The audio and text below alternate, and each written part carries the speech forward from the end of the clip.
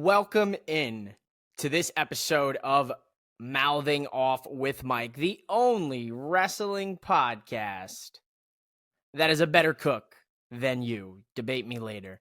Ladies and gentlemen, this episode, we've got a special guest. I've got Kicking It with Leo here. You can check out all of his information in the description of this episode. He's going to come help me talk about Raw, NXT, the final mouth off. I'm going to cover Smackdown AEW programming this week. So, ladies and gentlemen, coming off the heels of a massive backlash in Lyon, France, we're back in the States here for some WWE action right here on Mouthing Off with Mike. So sit back, relax, and let Leo and myself talk to you about the graps. Mouthing Off with Mike, Mouthing Off with Mike, Mouthing Off with Mike.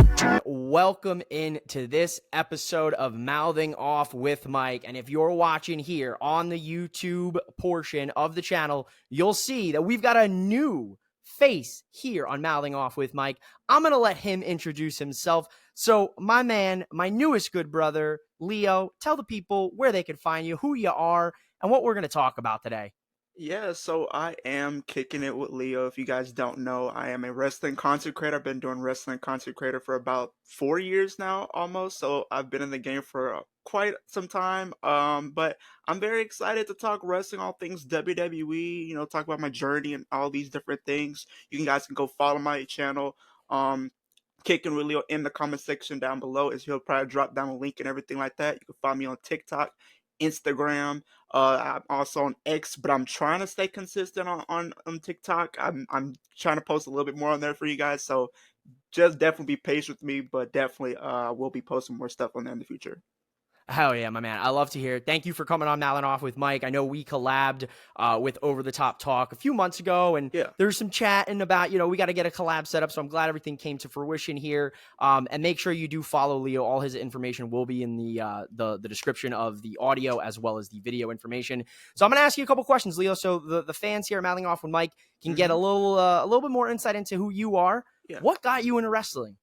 So actually, my dad got me into wrestling. And it's crazy. A lot of people will ask me this question all the time. How long have I been a wrestling fan? And it's crazy to think I'm literally 23 years old, going on 24.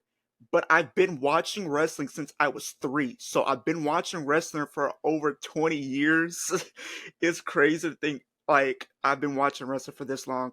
I've seen the ups and the downs, the good moments and the not so good moments in wrestling. But it's just one of those things that I would say that's part of my personality and who I am.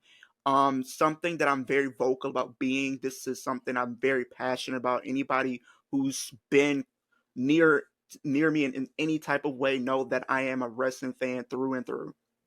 Yes, sir. I love to hear it, man. I can relate to that with my pops, you know, and your pops getting you in the wrestling. Same deal. Wrestling was always on in my house. Even when I was getting dropped off to my grandmother's, she's watching wrestling, so it's a great thing. It connects, families together, and it connects people together as well. What we've seen here with, content creators linking up here. So I'll put you on the spot here, Leo, so that people know who's your all-time favorite. Now, that's a good one. I have so many different favorites, but if I have to pick one, I gotta go Randy Orton. Randy Orton is my all-time favorite. His different characters that he's had when he was with Evolution, even the Apex Predator later on, even when he was just this crazy sadistic heel, just punting people into the next dimension, just kissing Triple H's wife after he done punted him. That just screams one of the greatest heels to me. If you don't think that's a great heel to me, then I don't know what is. So I agree. So it sounds like you're more of a fan of downright sadistic Randy. You want him to turn heel very soon. You're kind of over the whole babyface Orton vibe right now. I could sense that. Hey, he did his best work as a heel. I agree to that. So I'll tell you mine. It's Jeff Hardy. So I'm a Jeff Hardy guy. I'll always be a Jeff Hardy guy. So we got a little beef there. Randy and Jeff had some good matches together. Jeff going off the Raw stage that time, man. Good times.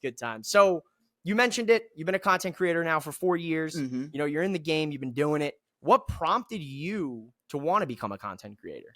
So there was a lot of different factors that became a part of me wanting to become a content creator. Some was sent like from the people that I looked up to, like people like BDE and the Vibe guys. Those were like the standard bearers of doing it. You see, I like Grim.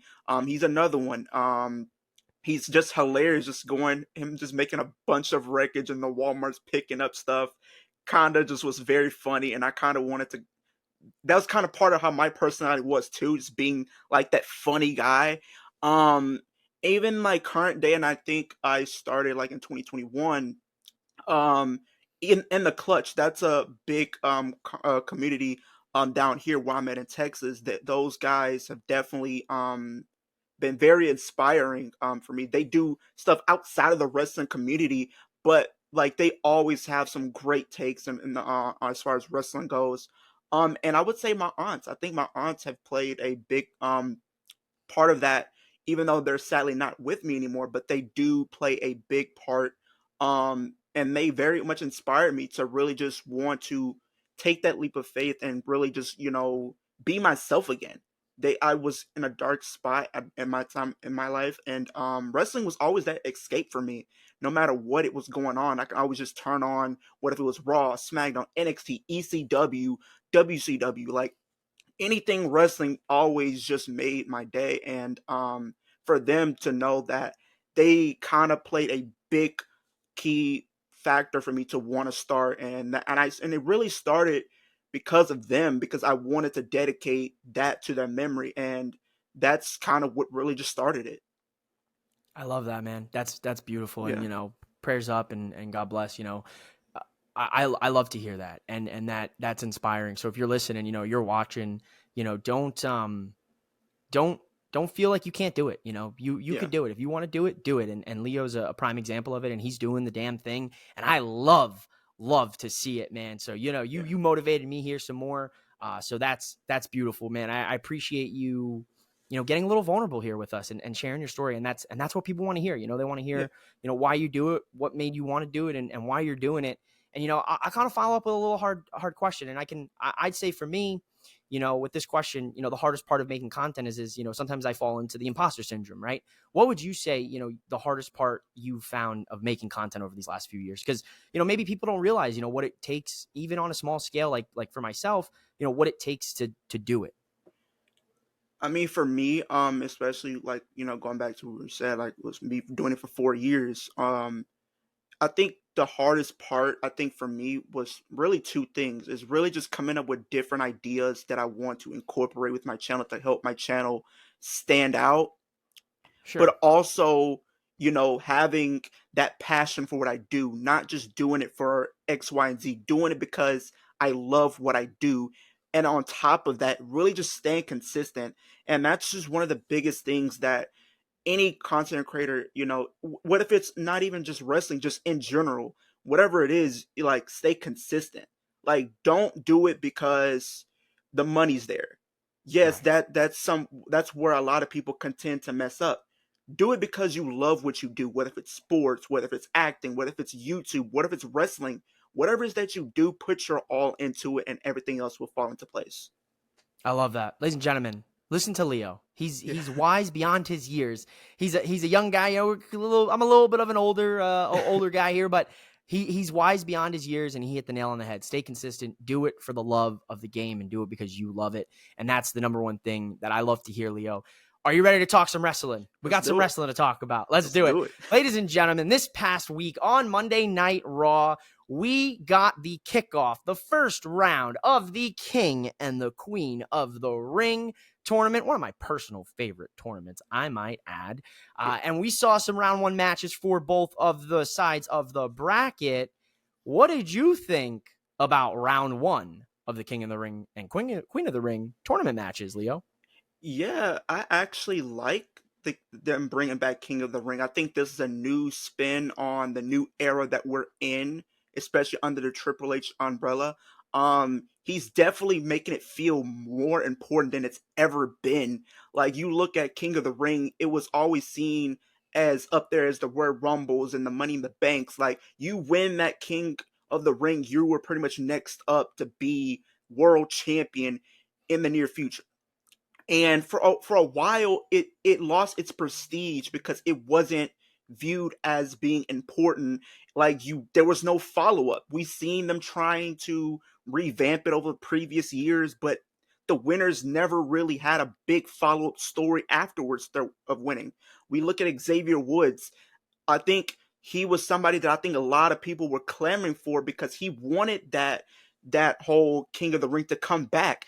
And I thought that this would have been a great follow-up story for him, finally being able to get a singles title, even if it wasn't the world championship, but at least getting like an Intercontinental or US championship under his belt. But then he got fed to Roman, and even though it was DQ, but his character wasn't really the same afterwards, and it sucked. And then, you look at other winners like, Baron Corbin. It really didn't do anything for him, unfortunately. I mean, Sheamus, I would say, was probably like the last good winner, I would say. Decent winner. That's what I was thinking. King Barrett, it didn't do anything for him. It should have. Like, he was that talented. I really felt like he was one step away from being a main event star, and it just never fell through, unfortunately. So now, you seeing King of the Ring come back and has a new spin on it. You look at the competitors in there. Gunther, he talked about, if he wins, he's going after the world title. That gave me flashbacks to what King of the Ring used to be. You win that whole tournament, you were next in line for a championship opportunity at some point down the line. And, now we're getting, Queen of the Ring back. We only have one winner, that being Queen Zelina. Another winner that I was okay with. I think a lot of people at that time really didn't see her winning the tournament, just because I think a lot of people, looking at it, especially with the lineup that we had, wanted to see Liv win it that year. And it sucked that the women didn't really get a lot of time to be featured. Like, I think they had a stat where the whole tournament for the women had a combined of like 4 or 5 minutes total, which was like, why? Yeah. You have a talented, stacked roster, but you're not showcasing them the way they should be.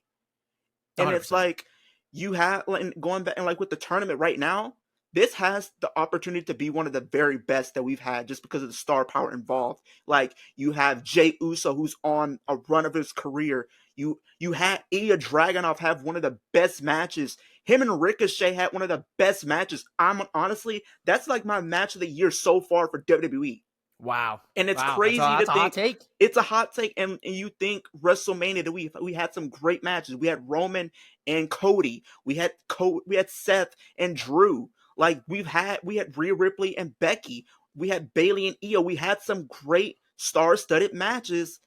But Ilya Dragunov is a match-making machine. You put him up against anybody, he can make those guys a star. And and Ricochet reminded a lot of people just how good he really is when given the green light to go. Oh yeah, this gave me I would flashbacks agree. to NXT. He was one of those guys at NXT. I think a lot of people were looking at. Like, people were happy to see Ricochet. But I think, and then I think the only thing I look at the tournament is the way they kind of booked some of the matches. And the reason I say that, because a dream match that's never happened. Kofi Kingston versus Rey Mysterio has never happened ever in the WWE, and yet they put that on a live event. Like, you can't put that on a Raw. You can't put that on main event even. You put that on a live event. I get it, but like, you could have just found a way to put that on the card some way, somehow. Well, I'm glad you brought that up, because that was something I was pretty passionate about. With when the matches were announced, we had what was going to be a record amount of matches on Monday Night Raw for the first time in like 31 years, where you're going to have 8 matches to decide round 1. And then, we got the news, early on Raw that, Kofi and Rey and Shayna and Zelina was going to be flexed from Raw to WWE live events. And, Leo kind of, aired his thoughts on it. That was, it's a shame. And I agree. That was the one misstep for me with round 1, was removing those 2 matches from Raw. We could have probably maybe cut down the, maybe opening segment, or, kind of found the time throughout Monday Night Raw. I've got the shirt on. let's talk about it. Okay. We got some tension, ladies and gentlemen. If you saw Backlash last weekend in France, which was one hell of a crowd. It was. One of the best I've ever seen. Mm-hmm. Damian Priest was not happy with Finn Balor and JD McDonough sticking their heads in his championship match against Jey Uso. Now, to be honest, if it wasn't for those two guys, he might have lost that title. So, yeah. So he kind of grabbed Finn Balor by the face and kind of got up in his grill, and now it seems there's some tension here in the Judgment Day. Now, the social media detectives, ladies and gentlemen, and I have to say there's a lot of social media detectives. If there's a cold case out there, we might be able to find the culprits with just the internet. They noticed that Dominic Mysterio and Liv Morgan last week left from the same room. And now this week, they noticed that Dominic started Raw with his purple bandana. And then, in fact, it was in Liv Morgan's pocket on her Instagram picture. Now, Liv Morgan has said many a time she's coming for everything Mommy has. What do you think about this, Leo? Do you like the subtle details with this story that they've been cooking up for us?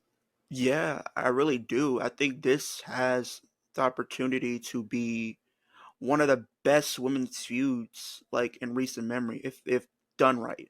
Like you have, I think a lot of people kind of make this comparison. Liv Morgan is the Drew McIntyre of the women's division right now. She really is. I think people like look at her as a heel, but it's a justifiable heel.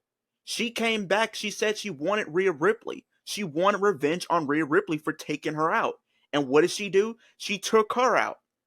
And then people are booing her. I think this is going to be a great way because she's, like you said, she wants to take everything from Rhea Ripley. She wants to take the championship. She's on track to doing that as early as King and Queen of the Ring because I feel like she's going to.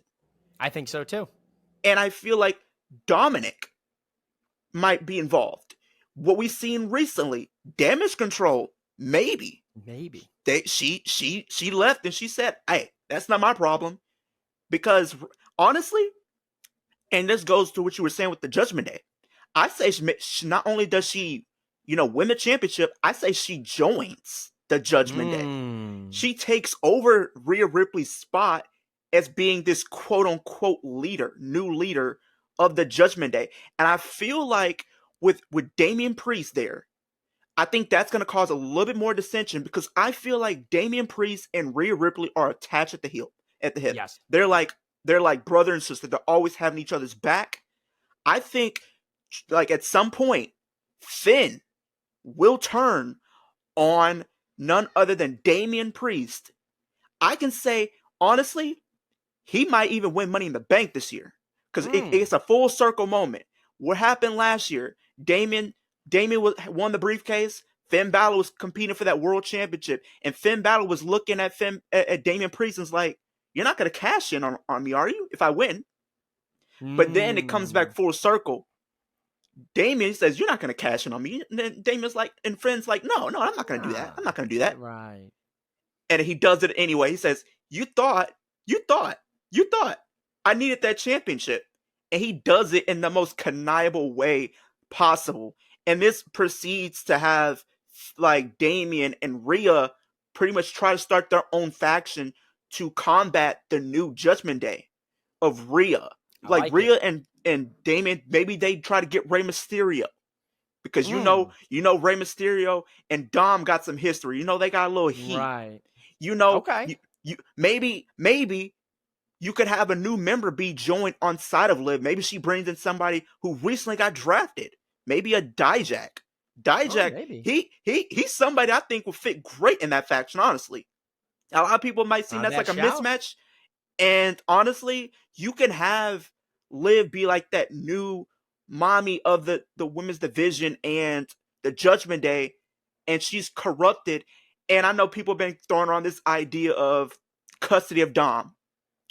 What if by chance they not only do that, but I have a feeling with as gruesome as this feud is going to probably get, I say maybe you can, if it's possible, drag it out to WrestleMania.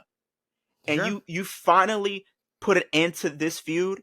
And the only way you can end a grueling feud like this, inside a Hell in a Cell match. There it is. Do it at WrestleMania.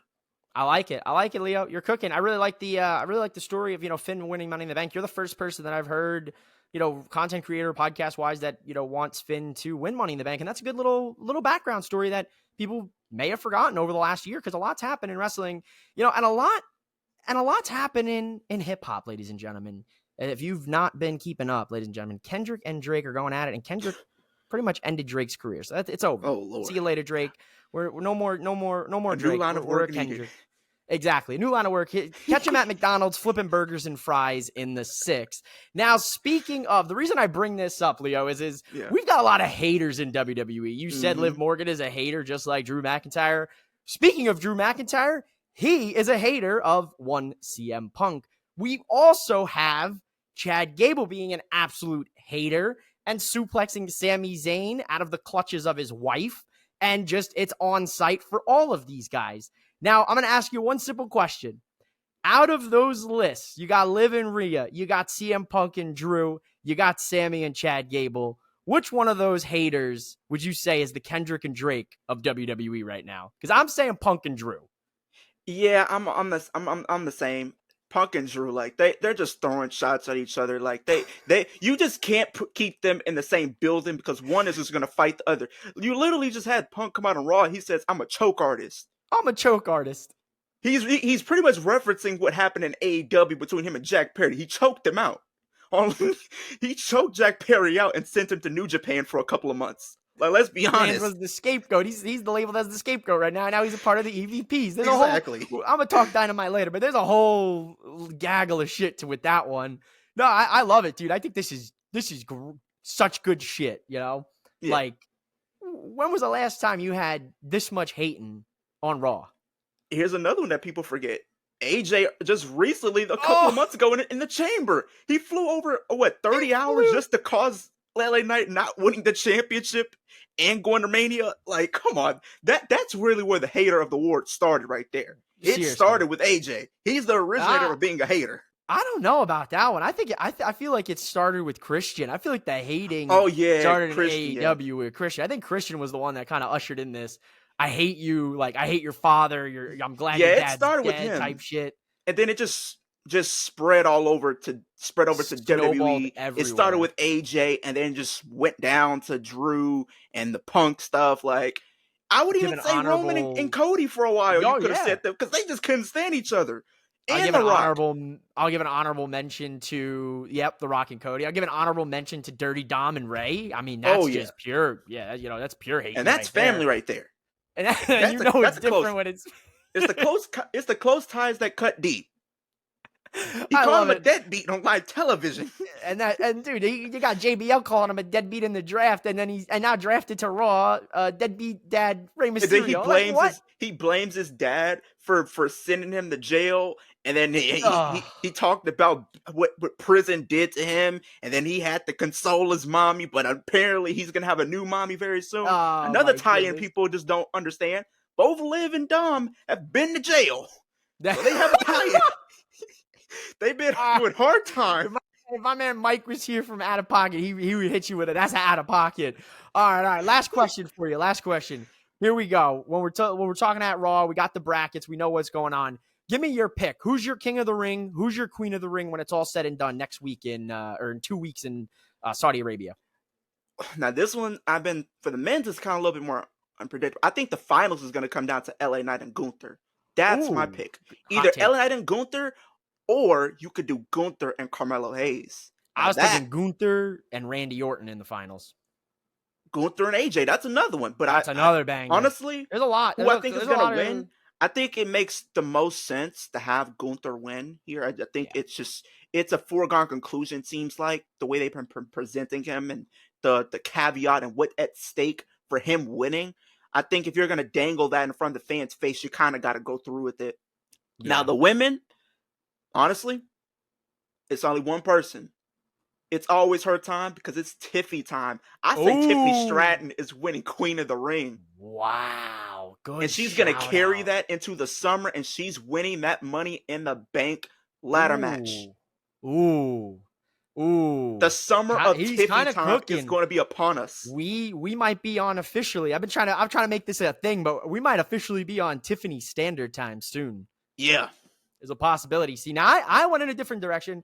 I'm going Io Sky for Queen of the Ring. That's a good one. The genius of the Sky becomes the Queen of the Ring. Keep an eye on it. That's a good one. Keep an eye on it. I actually like that. Now, we got a little bit more to talk about here, folks, before Leo's gotta unfortunately leave me, but we got to talk about NXT. Mhm. I'm a firm believer in NXT, and I've said many a times on this show, if you've caught it, if you're sleeping on NXT, wake the fuck up. Yeah. Speaking of people sleeping, we got a mysterious vignette during NXT this past week that someone was snoring, so it looks like Wendy Chu might be on her way back. Yeah. But the whole overarching theme here tonight is welcome back to Wes Lee. We didn't know if Wes Lee was going to ever wrestle again, but he's back. He had a match against Josh Briggs, which he won. And the whole overarching theme of NXT tonight, Leo, was the NXT Women's Combine to determine the 12 women for the NXT North American Women's Title Tournament. What did you think about the Women's Combine? I thought this was a very clever idea. I hope to see this down the line again, maybe for the men, maybe for the women again, both. I think this was slick. How did you feel about it? I actually thought it was a great concept to showcase these women and what they can be capable of doing. And you're showcasing, some potential prospects and stuff in the future of your women's division. I feel like the entire women's division, not in just NXT, but WWE is best as it's ever been. And you're seeing more women be showcased. You have So Ruka, who's been showcased prominently. You've had Thea Hale, who's been trying to do her own thing. You have Jada Parker on the come up. You had the recent return of Mia Yim and Ivy Nile being part of this. Those are some women that can definitely help elevate this potential NXT North American Championship for the women's division to new heights and help establish these women. Like, those are some women that you can definitely use to kind of build that division around. And like you said, I would love to see them do that with more of the men going forward. I wish at some point they brought the cruiserweights back, because the NXT cruiserweight division was so fire to me. You had Leo Rush doing his thing down there. You had Angel Garza. You had Swerve Strickland doing their thing. Like I would have wished they had the division and kind of use that right now to kind of help elevate these cruiserweights to really showcase themselves, that they can really go in the ring instead of just being used as just punching bags for like the bigger wrestlers. I really enjoyed it. I really hope that they continue to use this concept in the future. Me too. So let's take a look here at some of the names here. So when we're looking at the combine, I'll flash this up here for the viewers on YouTube. So coming in at number 1, we got Sol Ruka with an overall score of 95. Not surprising at all. No. Number 2, Thea Hale, 93. Jada Parker, 91. Brinley Reese, 91. Mi Shin, 91. Fallon Henley, 90. Lash Legend, 90. Ivy Nile, 90. Izzy Dame, 90. Kalani Jordan, 89. Tatum Paxley, 88. And Ren Sinclair wraps up the 12 at 85. So out of those 12 women, who's your favorite to win it all? Because I'm saying, and this is a hot take, but I want it. I think she's earned it. I think she's in a spot right now, especially what we're going to talk about next when it comes to Trick Willy Wonka. I'm going Lash Legend as the North American Women's Champion. I mean, you can't go wrong with it, having them be like the potential power couple of NXT. I mean, he sees it. He sees the vision. I mean, I think she's definitely one of the front runners, honestly, especially what it seems like based on what they've been presenting, that she could potentially leave the metaphor and potentially join up with Trick Williams, which is something I would love to see. I think there's so many different women. I think somebody even mentioned maybe Mia Yim wins it. Maybe if Mia Yim shockingly wins it, and you can use this to kind of be the gateway to get that title be used on the main roster and kind of go back and forth, kind of be going back and forth and kind of have that first tease that a potential like a mid-card title could be used on the main roster, and this could be used as the gateway to do so. But who, as far as I think is going to win, I'm just like you, Mike. I'm saying Lash Legend. I think it's her time. Let's go. I was pulling for her in the Iron Survivor Challenge back in December. I said it was, honestly, yeah. They call Mello him, but I think Lash Legend is her. And speaking of the metaphor, Lash legend Trick Willy Wonka, as he called himself, what do you think about these? What do you think about these kind of, I guess, horny, kinky, freaky segments we've been seeing on NXT? Because we're kind of going back to the NXT 2.0 days with a little bit of this. I don't know if you used to watch. I did. I stuck around for Nickelodeon during that time. That's what I used to call NXT 2.0 Nickelodeon. NXT 2.0 was Nickelodeon.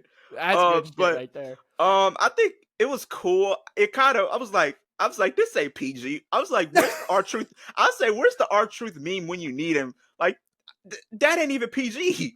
And I'm like, I said, are we about to head into like a more edgier product? And it kind of dawned on me that we could be going in the route of having a more edgy product. Not for just Raw, because, you know, they're going to be on Netflix. They might be TV 14. I wouldn't rule that out for NXT as well, because they're going to the CW later this year. There it is. They might let them kind of let loose a little bit and kind of get away with a lot more stuff. As long as you don't do what NWA did, then you. As long as you don't pull that out of the cards, then you're good. Yeah, because that was just like you just screwed that up for themselves. They just screwed up a big TV deal, and I was very excited because I was going to tune in more for them. Yeah, and I was like, well, okay, you just ruined it.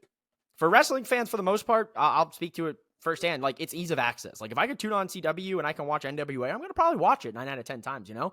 Same thing with Impact, you know, TNA. Like, it's hard to watch it. I can't get that on my cable, so I can't watch it, you know? So, look, I like it. You know, you mentioned it again. Mia Yim, Ivy Nile, main roster talent showing up in NXT. You know, we saw it with Baron Corbin. We're seeing it with the Good Brothers. You know, a little too sweet. Do you like more main roster stars appearing in NXT? Because I'm a big fan of it. I like it. If they're not doing anything on the main roster, if they're not going to be on TV, send them down to Florida, because Shawn Michaels, he'll find something for him. Yeah, I actually think this is a great move. You've seen a lot of people come down to NXT, and I think a lot of people from the outside looking in, they see it as a demotion.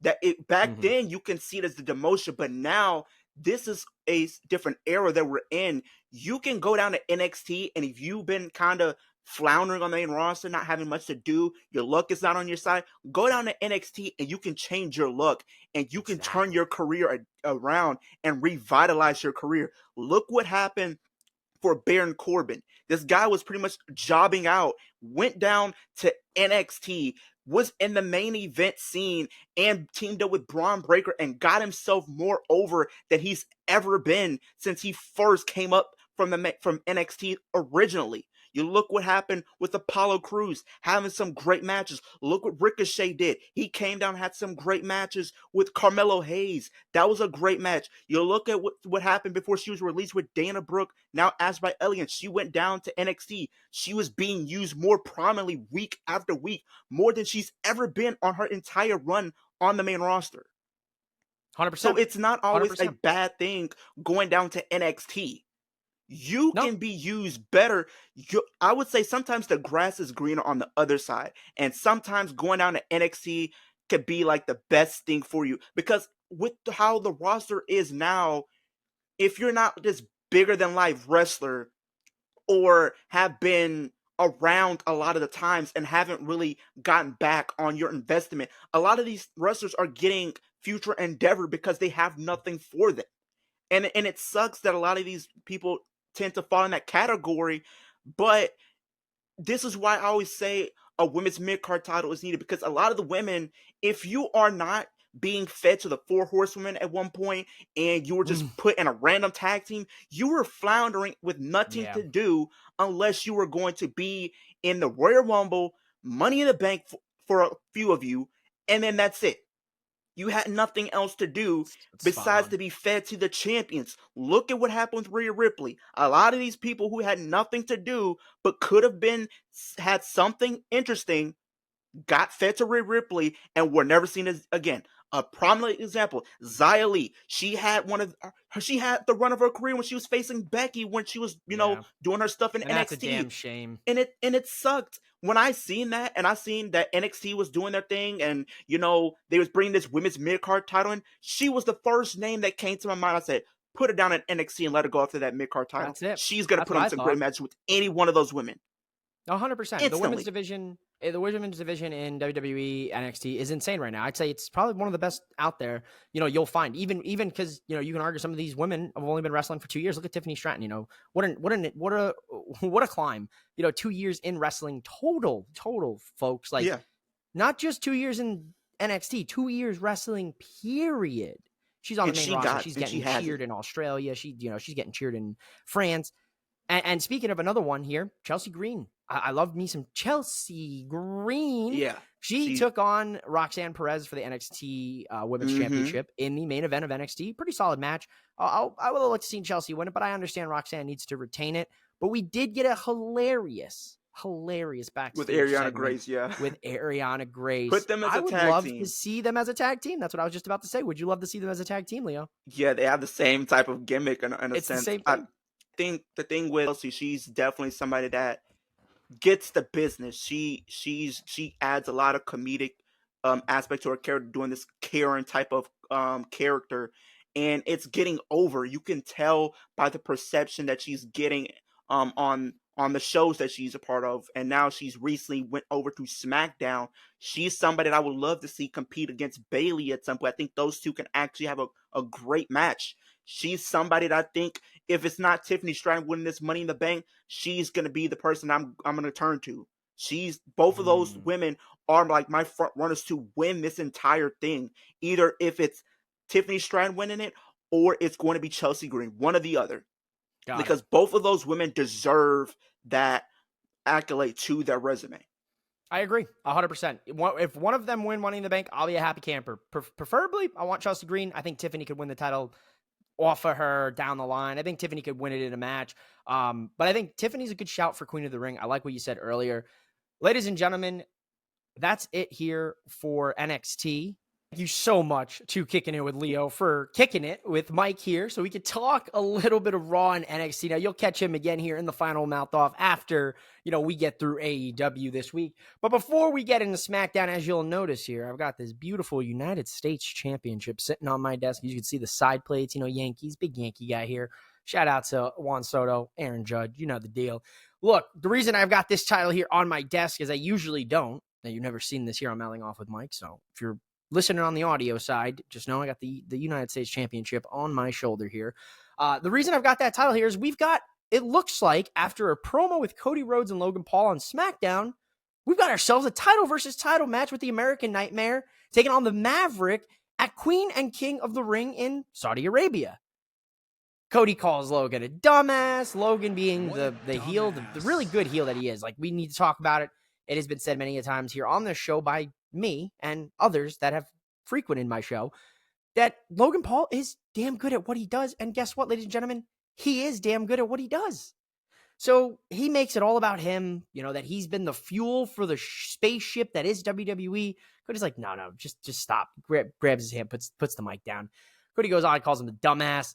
And it's setting up what I think is going to be a really solid match. Look, Logan Paul's went for that title now twice in Saudi Arabia, once against Roman and now against Cody Rhodes, the new champ. So I'm all for it. And to be honest, Cody Rhodes wins. He becomes U.S. champ. Like, the things are still muddy on that if it is going to be title versus title. But Cody's tweeted multiple times for all the gold. So I'm assuming, you know what they say about assuming, that the U.S. title and the WWE Undisputed Championship will be on the line at Queen and King of the Ring. Now, speaking of King and Queen of the Ring, ladies and gentlemen, we've got some matches tonight on SmackDown. Now, unfortunately, WWE doing us dirty once again. We were robbed of LA Knight on SmackDown. Sad yes. Yeah. His match against Santos Escobar, has been moved to WWE live events this weekend. So as you're listening to this, you may have already known the results of who won, because I'm not quite sure when those events are, because this will be coming out Sunday morning. So you'll get to listen to the Sunday and Monday before Raw of next week. But yeah, very interesting decision. We moved Kofi and Ray to the live events this weekend. We moved Shayna and Zelina. We moved Tiffany Stratton and Michin. And we moved LA Knight, and Santos Escobar to the live events this week. So I'm not too happy about it. And WWE social media, I hope you posted these matches, because next week's episode I will be pissy. You don't want that. Now, as for these King and Queen of the Ring qualifying matches, we kick off with Nia Jax taking on Naomi. Fantastic match here from Nia and Naomi. These two, they're both technically in the bloodline. You know, if you caught me on Out of Pocket this week, I said, how about the ladies in the bloodline? Now, Nia was rocking some red here against her match against Naomi, and Nia was able to beat Naomi with the Annihilator. And she said, you know, I'm sorry, I love you, when she left the ring. I don't know if anybody caught that. I don't even know if WWE socials caught that. But really great opening match here between Nia and Naomi. These two women are special, man. We had a DIY video package. We had a Blair Davenport video package. And we had an Andrade video package. All really good to help build up this new star we're seeing on SmackDown. We've got new stars. Draft happened, DIY, Andrade, Blair Davenport called up. So we've got to make all of them feel important on SmackDown. We had a Carmelo Hayes taking on King Corbin, and I am absolutely loving the decision to keep Carmelo Hayes' character the same as his end of NXT run, because look, he's damn good in this arrogant, cocky, like, I'm better than the veterans, and I'm going to prove it to them. He's got a match against Baron Corbin, who just reinvented himself in NXT. And burn the ships, Baron Corbin. This character has been so good. He's going out there. He's hitting brain busters. He's doing Death Valley drivers. The guy's going crazy in the ring. Like, he has awoken something that was sleeping for a while that really I haven't seen from Corbin since 2018, really. Hayes gets the win against Baron Corbin with a quick roll-up. Then we transition right into Jade Cargill taking on Piper Niven. And I don't know if I can say it without getting in trouble, but give me more of this. Give me these big muscly women, these big meaty women bumping meat, because this was damn good. This was a damn good match. Dare I say, this was Jade Cargill's best match in WWE, maybe her best match all time. Now, time out. She's had some really good matches. Don't get me wrong. But this was damn good. They flowed very well here. Piper Niven, give her more opportunities in the ring. This is me giving Piper her flowers. She went out there. She had a great match with Jade. Made her look like $1 million. Jade jaded on Piper. Sold it like money. Jade advancing in the Queen of the Ring. Bianca beat Candice in a fairly quick match. Candice and Indy did focus on Bianca's knee in this match, which I thought was very smart to tell the story of Bianca being damaged throughout this tournament, so that if Bianca were to lose to Tiffany or Michin, whoever may advance on that side of the bracket, that Bianca would probably lose to Tiffany because she's not 100%. So everyone already assuming that it's going to be Jade versus Bianca in the semifinals for the SmackDown side. I don't think that's the case. They sold the story of Bianca having the damaged knee. So I think Tiffany will capitalize that when she beats Michin this weekend. And therefore, Tiffany beats Bianca, and you get Tiffany and Jade. Now, that's a very interesting match on paper because neither woman can lose that match. I like it. I don't like Jade and Bianca being in this tournament. There was easily two other women on the SmackDown roster that you could have had go in this tournament. Blair Davenport, Tegan Knox, two names right off the top of my head, if not other names on SmackDown that were drafted, maybe Indy Hartwell as well. Nevertheless, I'm going to let it play out. I just wish that we would have followed up this massive tag team title win for Jade and Bianca with setting up their next challengers. Now, that doesn't mean they can't do it in this tournament. And if what I'm seeing so far is true, it looks like their next challengers will be Candice and Indy. So keep an eye on that. Candice and Indy hurt Bianca's knee. Bianca loses to Tiffany. She goes back, says it's their fault. Jade's got her back. That's her girl. That's her partner. We get into Jade, Bianca versus Indy, Candice. It's there. They're just not putting it in your forefront yet. I see all things, ladies and gentlemen. I see it all. I'm the seer, the watcher.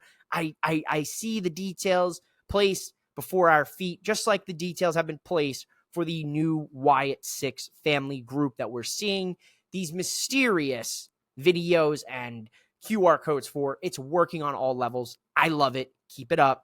Can't wait to see who is in this family, quote unquote. Tama Tonga defeated Angelo Dawkins. Angelo Dawkins looked great in this match. A lot of people, Montez Ford, give him a singles run, but look, don't sleep on Dawkins, man. He's really good in the ring, guys. He's a really good big man. He's a good big man to have out there. Thanks to some bloodline shenanigans outside, Solo Sikoa, Tangaloa, who debuted at Backlash to aid the bloodline, beating KO and Randy Orton. Randy Orton tapping into that 09 Orton tonight with a promo before his match against AJ Styles in the main event.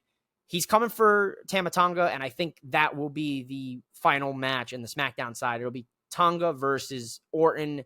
Whoever wins that takes on Gunther at King of the Ring. That's my prediction. I've said this many times. You'll hear me say it throughout this show with Leo. If you haven't already listened to that, if you only listen to the SmackDown side, then so be it. Love the bloodline story. Love the direction we're seeing. Paul, very scared. Solo tells Paul, I talked to the tribal chief. He made me the head. He made me the tribal chief until he gets back. So I don't know if Solo's a liar, but Paul looked distraught here. AJ Styles, Randy Orton, another chapter in their fantastic matches, man. If you were not watching 16, 17, 18 SmackDown over there, AJ Styles, Randy Orton, you had Jinder in the mix for a bit there. Don't hinder Jinder. Fortunate that they released him or his contract expired, but he's going to thrive on the indie scene very soon. I have no doubt in my mind. Orton, Styles have had some great matches in their past. This was another one into their book here. Randy gets the win here. AJ took a little bit too long on the phenomenal, the Styles Clash. Styles Clash.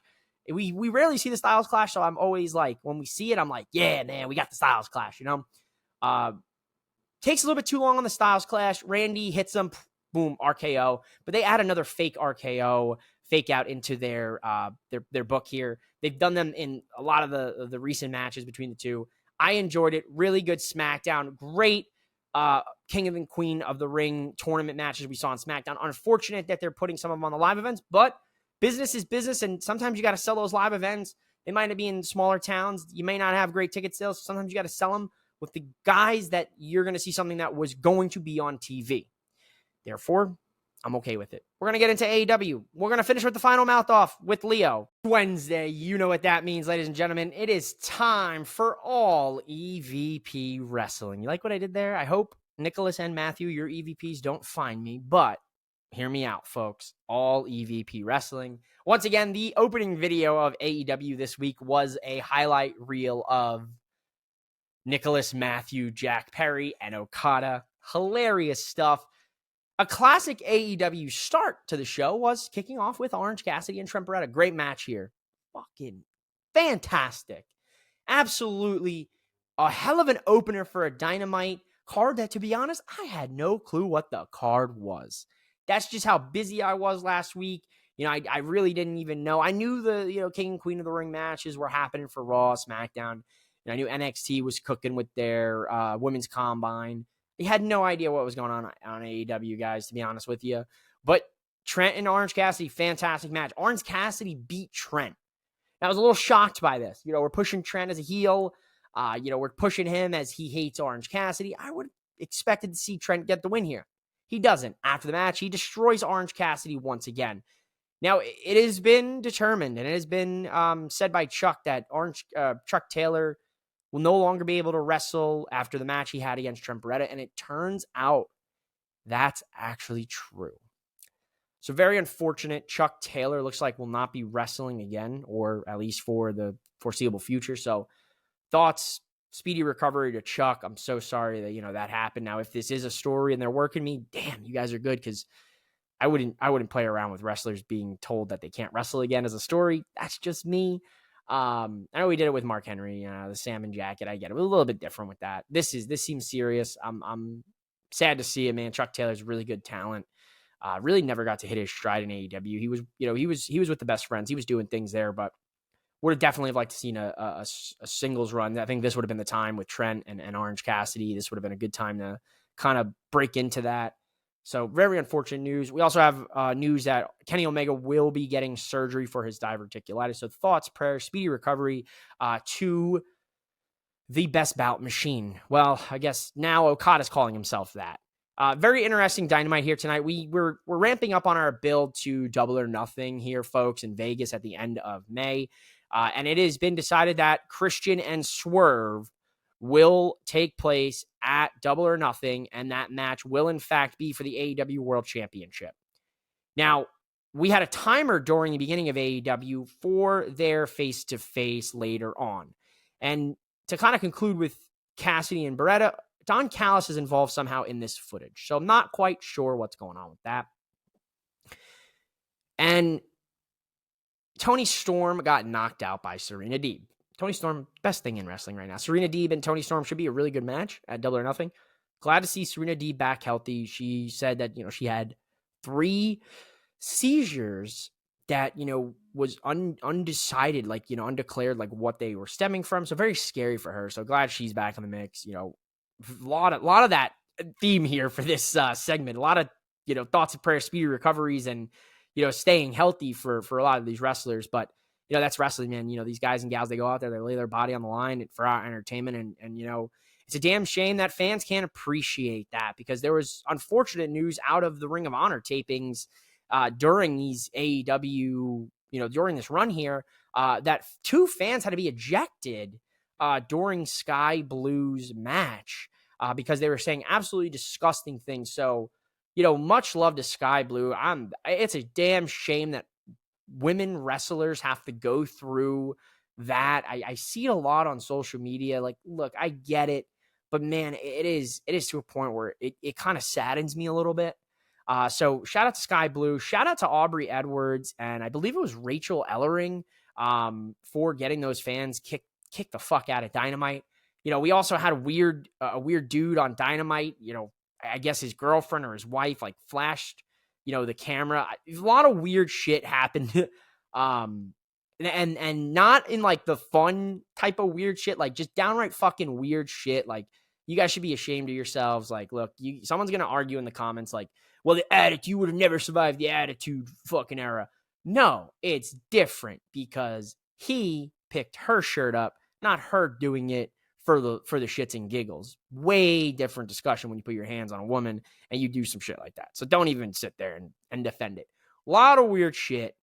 But on the wrestling side, good stuff here. Like I said, just I don't know how to do. What's going on, fans? What are we doing? Mariah May, Harley Cameron, great match here. Harley Cameron proving some doubters wrong. A lot of people are oh, she's only there for looks, blah blah blah. Once again, hating on women's wrestling. I don't understand why people need to do it. It's 2024. Sometimes, most of the time, the women go out there and steal the show from the men. Happens a lot nowadays. Good match here. Harley Cameron, proving haters wrong. Mariah May, good stuff here. We got a little bit of tease from Mina Shakira with Mariah May, a little kiss action. Things are pretty. I think AEW and NXT are trying to battle each other out for horny levels here. The whole Trick Willy Wonka thing and this champagne and kisses. It's entertaining. Don't get me wrong. I'm entertained, right? So good stuff here. Bastard Pac, distraught. He's not too happy. Swerve Strickland, Christian Cage face off here. Classic Christian Cage talking shit. But what really surprised me here was the Mogul Embassy turned on Swerve. And the reasoning is something very interesting that Brian Cage tweeted. He said that Swerve picked the wrong cage for the match last year in All In, that Swerve won the title and forgot about them, and that this is, payback. Good bit of storytelling. Very good bit of storytelling. I kind of needed that context. Why would the Mogul Embassy attack Swerve out of the blue? Christian paid him. Okay, sure. No, the Mogul Embassy's pissed at Swerve.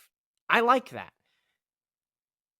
This was a right decision for the first title defense, second title defense, first on a pay-per-view for Swerve, because Christian's a guy who can lose this match and still come out the other side smelling fine. Swerve, on the other hand, I'm not a fan of the booking decisions up to this point when it comes to his championship run. Now, I am a strong believer, and I'll let things play out. I have to now because I kind of jumped the shark with the whole Jack Perry footage, and then it turned into, what I think is a pretty good story with the EVPs. But it's something just... I get trying to build him up as a mega face, but having his group attack him and then, he's got no one on his side. I get that's, babyface storytelling when you're the champion, targets on your back. I don't know.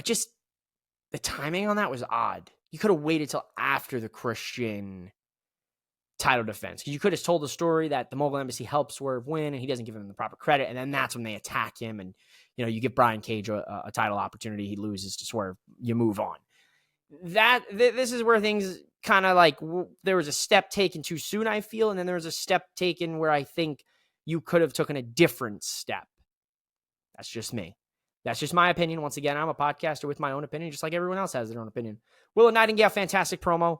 The question for Mercedes is, you better be ready. She's telling her, you better be ready, girl. Because look, maybe you just can't beat me. Rocky Romero lost to Jay White, and the Learning Tree, Chris Jericho and Big Bill squashed Mo Jabari and Harlan Abbott. I'm going to say it begrudgingly, folks. The Learning Tree shit is kind of working. Kind of, a little bit. I'm going to let it play out. Main event, Cope Open, TNT Championship, no DQ match. The Rated R Superstar taking on Brody King, and this was a fantastic fucking match for Dynamite. Adam Copeland, 50-something years old, I think like 52, 53, in that ballpark, somewhere along that line. Guy's going out there, and he is the backbone of AEW Wrestling Weekly with the Cope Open. This Saturday on Collision, he's going to defend that against Kyle O'Reilly, that TNT Championship, after the successful championship defense against Brody King. These guys beat the shit out of each other. Like, Brody King is a big dude, and Edge was taking crazy moves. He's taking bumps through tables, spearing them through the ropes, through a table. God, if there was a flaming table set up, I'm sure Edge would have put him through it at that point. We had so much brutality in this match. This was a fantastic match. Adam Copeland, ladies and gentlemen, give it up for the guy. Tearing the house down. And it makes me think, this is what we would have been getting from CM Punk. Because Adam Copeland kind of fit that role right now. He's in that role. He's the vet. He's having matches with guys as a champion. He's going to probably drop that title soon to someone, put him over big. But man, is he cooking right now, Adam Copeland. Shout out to him. I loved it. Dynamite this week, pretty solid. Rampage looks good. Virtuosa, Lady Frost going to be in action in a 3-hour block with Collision and Rampage. Thunder Rosa versus Robin Renegade. We got Cope Open, Adam Copeland, Kyle O'Reilly. Will Ospreay versus Lee Moriarty. There's some banger matches happening. You got Top Flight in action. Good stuff here. Collision, Rampage, 3-hour block was yesterday. I'm not going to cover it, but it probably would be talked about next week. I'm probably going to get Rampage and Collision talking about back again next week. Just time crunch and things like that. This episode's going to run long. So that's it for Dynamite, folks. AEW is really looking good here. Matches are filing in for Double or Nothing. I'm excited for it. I'm very tempted to further my credit card debt for Double or Nothing. I don't know yet. Haven't decided. Might do it last minute, like I did for the first Double or Nothing when I was there. It's a 5-year anniversary, folks. I might be inclined to do it. We'll see what happens. Thanks so much here for listening. We're going to get into the final mouth off. That's it here then for this episode. Leo is back here on Mouthing Off with Mike. We're in the final segment of Mouthing Off with Mike, the return of the final mouth off. Ladies and gentlemen, you saw me do it last episode. I had what I call a new segment, Mike's Memorabilia Moment. So I'm kind of going to combine these two things here together. I'm going to put Leo on the spot. He was already prepared, but I'm going to put him on the spot. He's a wrestler fan. He's a memorabilia collector. He's a merch collector. So what is a piece of merch that you hold near and dear, or memorabilia that you hold near and dear to your heart? So it's crazy. I actually have two. So Okay. This one was my first shirt that I got as a WWE fan. And I got this all the way back in 2016. This is when I started kind of collecting stuff. I had stuff as a kid. I had like the titles and all that. Sure. But this was my first shirt that I got. And it was this Dean Ambrose shirt hell yes. when he was WWE champion at this time. This was my first shirt that I actually got. And it really just started me wanting to collect more shirts. I think currently right now, I think I have like 50 plus shirts right now. Like, and it's crazy. Good collection. And then the other one was the Intercontinental Championship.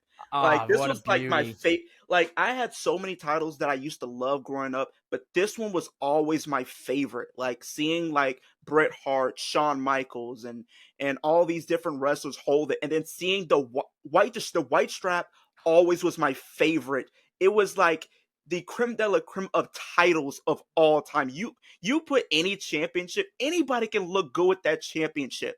Like, a white strap is what we need more of in wrestling. We need more white Ooh, straps on titles. More I white straps agree. on titles because that right there, and I remember watching I think it was Hell in a Cell and seeing Cody Rhodes bring back that white strap, and I loved it. I loved it because I even the title that we had before that I think was like the Globe. I actually liked it. I Yeah. actually liked the Globe when it gave me like that Attitude Era, this old school feel. But the classic feel of the Intercontinental Championship, you can't go wrong with. I really wish it was still around because it's like Me too. you can't go wrong with the white strap Intercontinental title. Just imagine that title being on the waist of Gunther Oh, and it would have now looked so Sami good. Zayn and a potential Chad Gable. Like that title, even though it's a mid card title, you put that title on anybody, it looks like a main event championship. 100%. I agree. That title, one of my favorite all-time titles. I was talking with the good brothers over at Championship Culture. If you're not familiar with them, folks, check them out. Same thing. White IC title clears every IC championship, even the current Easily. one. You can't beat that. It was crisp. It was clean. It looked so good. Whether a wrestler was wearing a t-shirt or they were wearing a full-on suit like Cody and some of the other wrestlers we saw during that time, that belt clear. So I like that shout out. Thank you for showing me some of your near and dear memorabilia. It's a new segment we're trying to work out. I want the wrestling fans to be able to showcase their stuff. You know, you guys see it all the time in my background. You see all these Funkos and all the chaos. So I want to see what you got. And once again, ladies and gentlemen, reach out to me on social media at MOWM_podcast because I want to see your merch too. Now, for the final mouth off, ladies and gentlemen, I'm going to leave this up to Leo because he's a guest on the show. So, Leo, what do you want to talk about?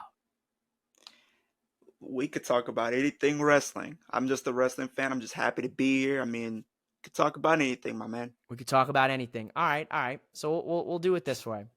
So while we're here, while we're talking about everything going on in pro wrestling, let's talk about AEW.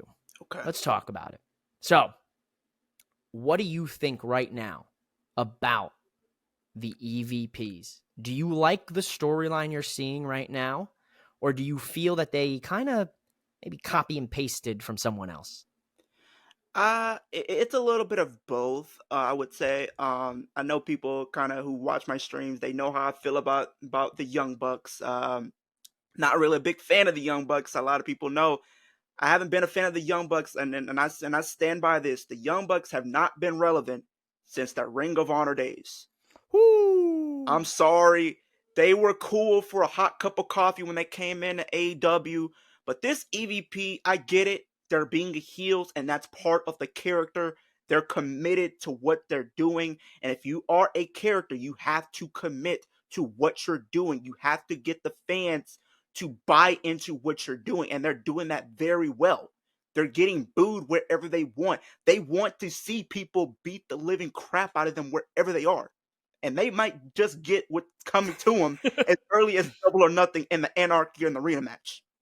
How do you feel about that Anarchy in the arena match? Now that you brought it up, I like the team, but I thought we would have seen Hangman involved. I like I Eddie, I did. like Brian, I like FTR boys, but I expected Hangman in the mix just because Hangman and Kenny were former tag champs. They've had matches with the Young Bucks. You know, if you go all the way back to the inception of AEW, Hangman was suspended from the Elite.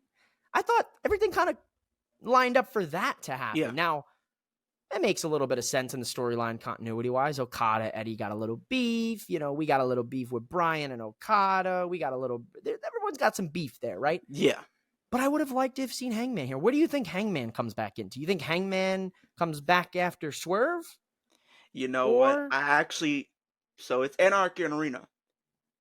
I wouldn't be surprised if we see the return of Hangman, and he returns to help the Young Bucks and Okada. Because I feel like this is part of a story, and we've seen what the direction that they were taking him in before his quote unquote suspension. He was a heel. He was slowly transitioning into being a heel during his feud that he had with Swerve when they were trying to battle out to see who's going to compete for the title.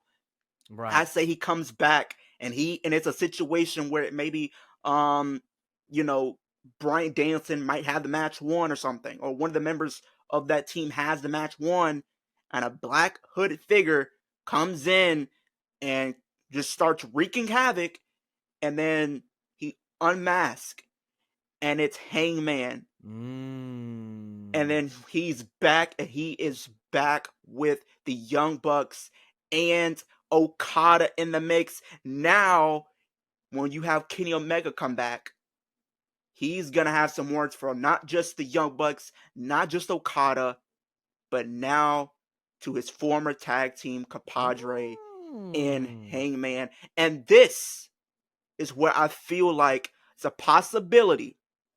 It's a small window that this could potentially lead to blood and guts. Ooh, very good shout out there. I like that. Now, there's a lot of people in AEW that we haven't seen in quite some time. There's a lot of faces out, and there's a lot of names out with injury. And Double or Nothing is an interesting pay-per-view because it's the 5th year anniversary of Double or Nothing. And I'll kind of leave it at this, and this will be kind of our last conversation, and we'll sign everything off here. Now, Leo, I'm going to give you a couple names here, and I'm going to ask you your chance out of the names. Who do you think is most likely to show up for Double or Nothing? All right, you ready?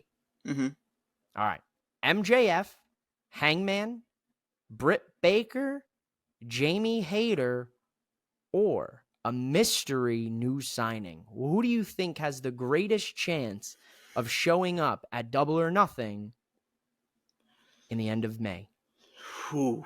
Man, that's some good names right there. Man. This might I love me some MJF. I'm ready for him to come back. Same thing with Hangman. I'm gonna go on a limb here, and I'm gonna say Britt Baker. I think maybe it's a situation because I feel like this story is going to continue. I think a lot of people are clamoring for Mercedes Moné to get that title, but I don't think she's not winning. The reason why, I can see a situation. Say it, Leo. Where there's two scenarios, and one of them can happen, and the other one will happen. The one that I think could happen is in that match, we could see something very shocking. And that is the TBS champion turn heel to cost Mercedes Moné the championship by using her Chris Statlander and what's the manager name? Stokely Hathaway. Using them to the advantage to keep her as champion, and you can prolong this story because now you have this story to where Mercedes Moné cannot beat the champion. She can't beat Willow. She can't get her hands on Willow and beat her because of she couldn't do it at New Japan, and now she couldn't do it in AEW. That's one scenario. I like it. Or there's a scenario where it looks like Mercedes might have Willow beat, but the lights black out and the ref might be down. We might have that real good old fashioned ref bump. Britt Baker makes her return, and she turns, and she cost Mercedes Moné the match and the championship, leaving an opening for Willow to keep that title in her possession. And you can go off and saying have it for them weeks, feud. and I'm so happy you said it, Leo. I've been saying it for weeks. I said it on social media weeks ago that I thought Britt Baker's gonna be in the mix here. Everybody's saying, "Well, Willow's gonna be a transitional champion, and Willow's gonna do this." She's not. They're cooking you. You don't even know what's gonna come because I'm more confident in the fact that Britt Baker shows up and starts the rivalry that we want to see: DMD versus CEO. Well, there you have it, folks, here on this episode of Mouthing Off with Mike. I want to thank Kicking It with Leo for joining me here. Thank you so much, my man. It really means a lot that you wanted to be on the show. Make sure you go follow him. Leo, tell the people where they can find you. I'm going to pop up all your socials here for the people as well on YouTube. Yeah, so my channel is Kicking with Leo. I do wrestling content. I try to do reviews. I do live streams. I'm pretty much doing AEW live streams, WWE live streams. I'm trying to incorporate NXT here. I'm trying to incorporate TNA. I'm trying to incorporate different things as a wrestling fan, because I'm trying to stay in the loop of all things pro wrestling.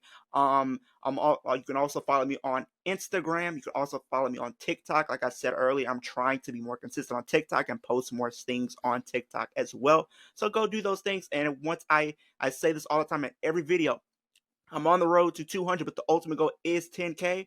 When I do hit 10K, I will be doing a giveaway when one of you lucky fans will have the opportunity to win a WWE championship from WWE Shop. So if you want to start your collection or add another title to your collection, you know where to go. Subscribe to my channel, give me the 10K, and one of you will have the opportunity to win a title. So there you have it, folks. Make sure you go subscribe to Leo. His channel will be in the description of this episode. So get this man a 10K, win yourself a championship belt. And as I always like to end every episode of the show, ladies and gentlemen, just go out there and enjoy some pro wrestling. Thanks so much to Leo. Mouthing off with Mike. Mouthing off with Mike. Mouthing off with Mike.